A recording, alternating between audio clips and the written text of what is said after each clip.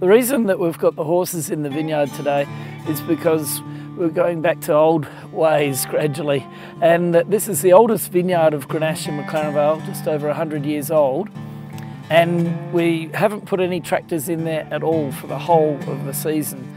No mowing as we might do in vineyards. We've just had sheep in there in winter to do the mowing.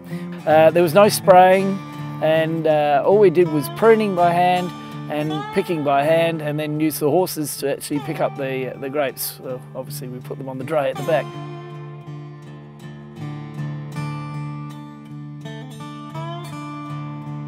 When we had to feed horses before they started, and so Norm King, who lived in the cottage here, came with Dad in 1912.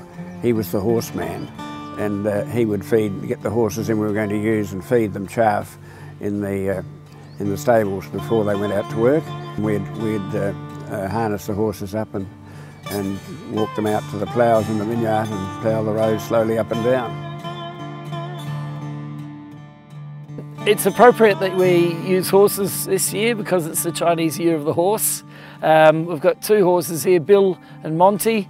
Bill is 13 years old. He was the champion at the Adelaide Royal Show. And Monty, his 9-year-old relative, came runner-up. As soon as they get the harnesses out, the horses come running up and put their head into the harness without any worry at all. They want to work. They're really excited about working. It's actually the hardest part's holding them back. With the low CO2 or no CO2 output of using horses, so far this is a trial at this stage, but all is looking good that actually it's cheaper than hiring tractors and trailers and drivers. We may actually end up doing a lot of the vineyard actually with horses and having to sell a few tractors.